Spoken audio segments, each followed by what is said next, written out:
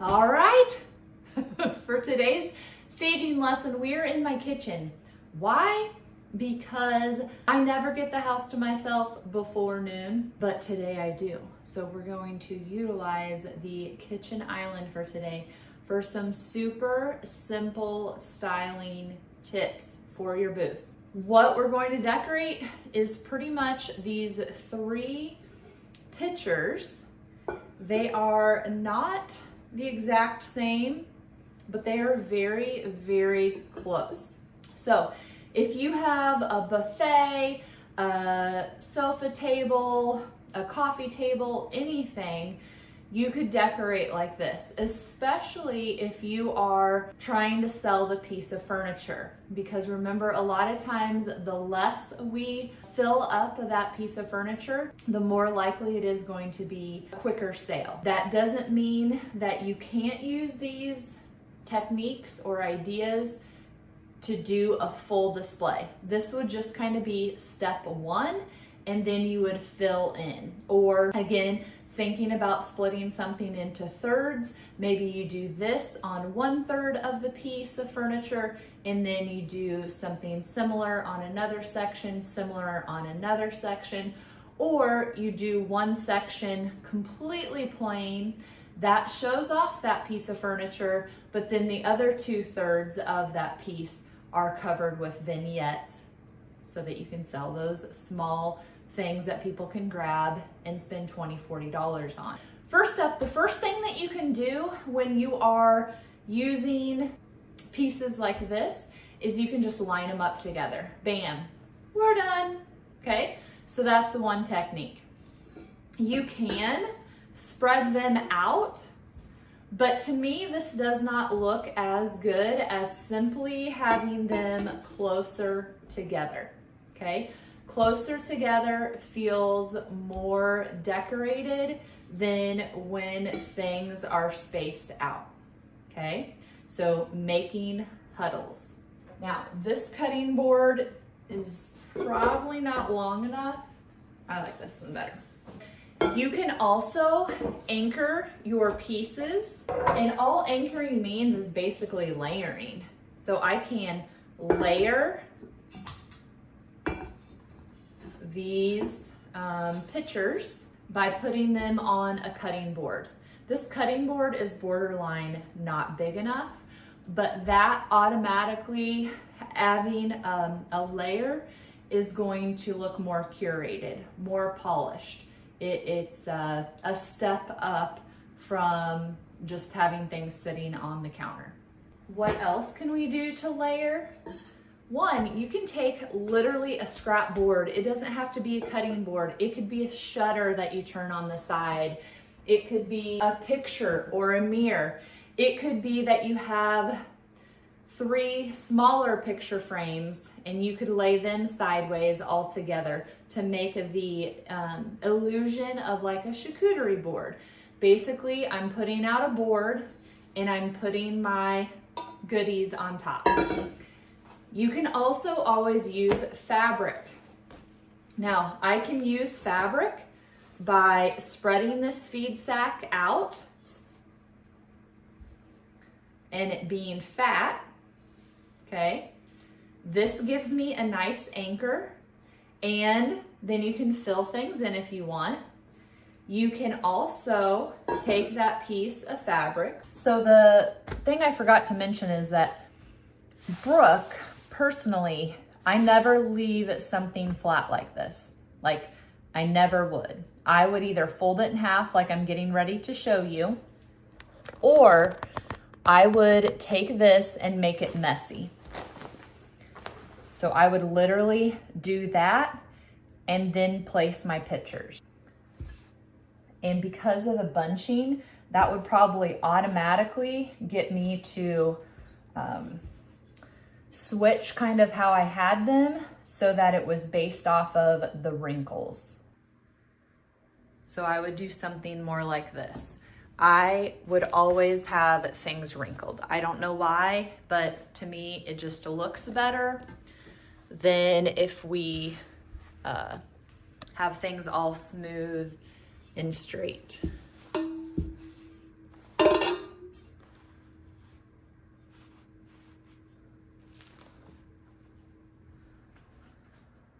our case, a feed sack, and fold it so that it's a little more proportional to the size of the things, the items that you're going to be putting on top of it.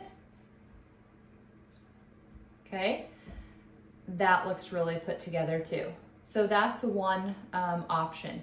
Now, if you've noticed in my videos, I tend to be a person who always angles everything. That is one way to do it, but you can also have things very linear and lined up and perfectly square, like if you were in a grocery store or something. That is a whole nother style. There's not a right or wrong. You personally are going to be naturally drawn to one or the other, and that's what you do. Do what you like, because you're going to be much quicker at flipping your booth if you do what you like, because you're probably already used to doing those things at home. And all of the guidelines, all of the rules, all of the principles and elements of design, they still work the same whether you line things up straight on to your viewer or you angle things to your viewer, and you can do a mix of both. I was just giving a tour of the built-ins in my living room, and there are certain sections where I have, majority of the sections probably, I have everything lined up perfectly to the viewer. But then in other sections, I have angled them towards the viewer, but angled them versus having them lined up straight. So it's just personal preference. You can make either thing look good. Okay, so I just said I'm not a very linear person. One of the rules that we have learned about is changing depths. So here I went from having everything lined up to literally pushing two things forward, okay? Typically, I'm looking at it as an opposite arrangement as you. So typically, you're probably gonna have the point of the pyramid, like it's gonna be like the bowling pins, okay?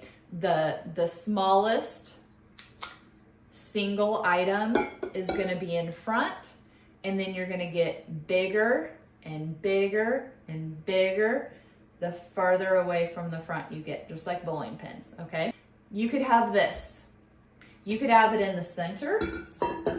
You could have it in the side or on the side of your table. You can have it facing directly forward, or I can angle it towards the camera view. The camera view is always going to be like the aisle, the walkway for your customer, how they're going to approach the space, initially at least. I can angle them towards you. I can do that same thing on the other side, okay? We're making our little pyramid, our little bowling pins. Okay, what else could we do? I'm gonna take this cutting board because it's not quite as long and it has the feet. And I'm just gonna do the same thing. I'm always working backwards here. I added a cutting board. I added a layer to it. That elevates your design. Having it without something underneath it, without layering, still looks good. I would say, again, it's kind of your branding, your personal preference. Like, I like layers. You want to squeeze in as much stuff into a space as you can without overwhelming your customer. I went from having 3 things for sale to having 4 things for sale. Does that make sense? And I could still have this be in the center of the island, and I can have it be square or straight on, or I can have it be angled. If I'm gonna angle it, remember how we're splitting a space up into 3 sections? Here's an imaginary line. Here's an imaginary line, okay? 1 section, 2 section, 3 sections. So I'm gonna put my heaviest item on one of those lines. So 2/3 is on this side. I don't think I did 2. 2/3 is on this side. 1/3 is on this side, okay? So my heaviness is not perfectly centered because I angled it. When we're angling it, it would be better if it was on one of those 1/3s. If you're going straight on, you could do it either way. Smack dab in the middle, or on one of those lines. Let's go to our piece of fabric. It doesn't have to be a feed sack. It could be a blanket, a table runner, placemats, a carpenter's apron. So I could do this a few different ways. This has a hole on it, so I kind of want that to be showcased and hanging off. Now we'll see if this works. This is just an idea that popped into my head to kind of have it be long and going off of the table. That would be an option. We can undo it. Now, why is it nice to have some of our fabric off or not covered up? It's just simply so people can see it. Okay, still doing my pyramid, 2 in the back, 1 in the front. The one in the front may be just a gnat's ass smaller. And then I have my feed sack so somebody could actually see it. So that would be an option. We can also turn this feed sack into a smaller size. And you know what? Again, I don't always like things lined up. Instead of folding it perfectly square like this, and I could have it like this with the pictures, I could have it angled with the pictures. I'm going to be crazy and do it sloppy. So it's not really sloppy, but it is sloppy, right? Then we can put our pictures on here that way.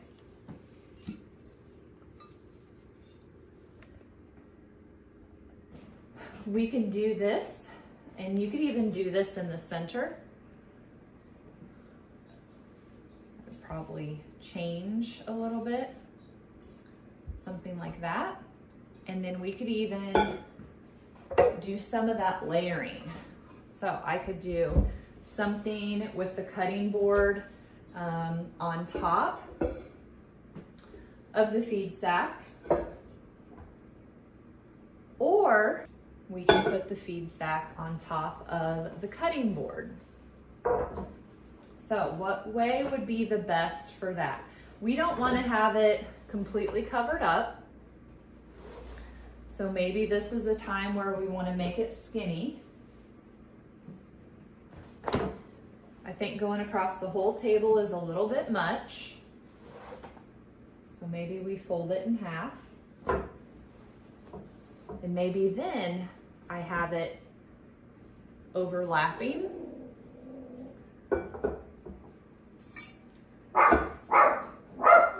And we do something like that, okay? I'm in my third section, so my 2 imaginary lines, I'm right here. So that's another idea.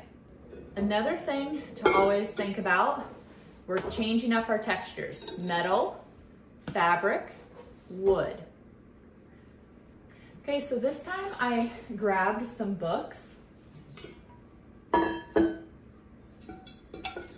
So for me, you don't need a height variance when we are lining things up like this, but when we come over to the side and we do our little triangle, our little bowling pins, it would be nice if we could have varying heights for these things: high, medium, low.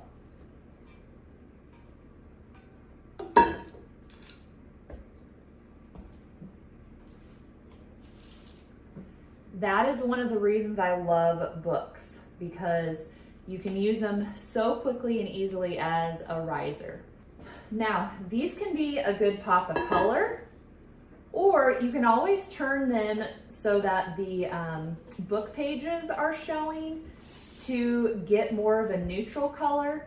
Sometimes you can, the covers are different colors, so maybe you want a solid color up instead of a pattern. You can do that as well. But all we did was the same thing we had done before, but now we have a high, medium, and a low. Still the triangle, still on a third of the island or our table.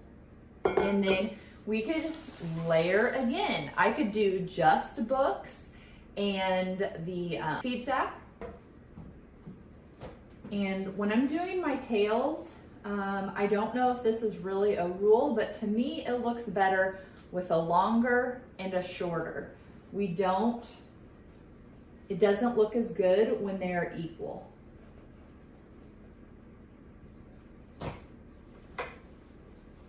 And the cutting board might not be wide enough for the books that I have. We'll see.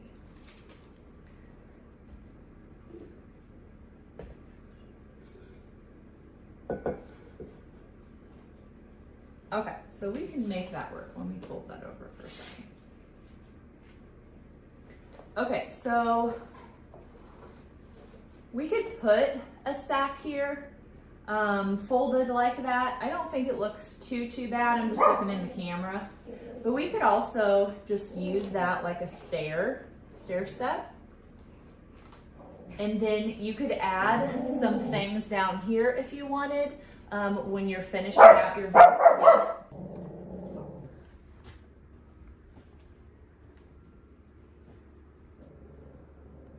So you could do this on the side. This one would look good straight on in the middle as well. The other thing I wanted to just show you was some greenery. So remembering our textures, we've got fabric, we've got metal, we've got the texture of the books, the wood of the cutting board. Now, depending on what greenery you use is going to have an impact on what it looks like. Normally it's like an easy thing to do seasonally. You can have, reds in your flowers for Valentine's Day. You can do evergreens for Christmas and winter. You can do bright colors for spring, oranges and more muted tones for fall. You get the idea. So it's an easy thing that you can just switch out. So you can put things in, you can put greenery in your pots, your pitchers, your vases, or you can put stuff, okay? So just pretend that the greenery looks pretty good. You can put stuff. So I could do some wooden spools in one, and some mashers in one, and some kitchen utensils in one. I could do rulers in one. So whatever you do, you can tie it together just based off of colors. So if I had rulers in one and mashers in one and paintbrushes in one, okay?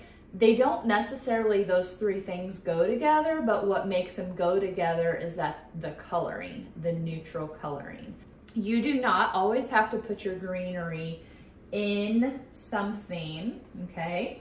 You can just drape it, and I really have no idea how this looks because it's hard to tell in the camera when I'm working backwards. But you can just literally tuck greenery in places and give your vignette a completely different look. So this could be with the pictures empty or with pictures full of things that people can dig through, pick up, touch. Because if we can get people to touch our things, they're more likely to buy them. So they touch it, they look for the price better be easy to find, and then they make a decision on if they want it. But once somebody touches something, they're more likely to buy it, like pick it up and touch it, okay? The other thing that I was gonna say about that, people tend to like to flip through things. They like multiples. Multiples catches their attention. You could have somebody looking for a brush and they don't see the single brush that's in your vignette, but when you have a whole bunch of brushes stuck in something, they see it. So having multiples can definitely help with your sales and be an attention getter and draw people in. Giving somebody something to touch and rummage through and sort, that can help your sales as well. Okay, I grabbed a few more things just to kind of give some more examples of different things that you could do. So we can take all these smaller pictures and just move them around in the vignette, and voila. I have clothespins in this one, So I could, and clothespins in this one. So my idea where you can take and put like a ephemera card in here, a postcard, picture. You could even do like a handwritten price tag or something, have that in here and displayed. And then you have a bunch of clothespins somewhere else nearby, and then people can grab clothespins because, hey, you just gave them an idea on how they can use it. So just doing something simple like this, and you could leave it, or you could do a whole nother little vignette on the other end. So hopefully this gives you a little bit of help on varying your textures, varying your height, layering, the concept of splitting things up into thirds, and where you're going to place items. It's okay to just put something simple like this.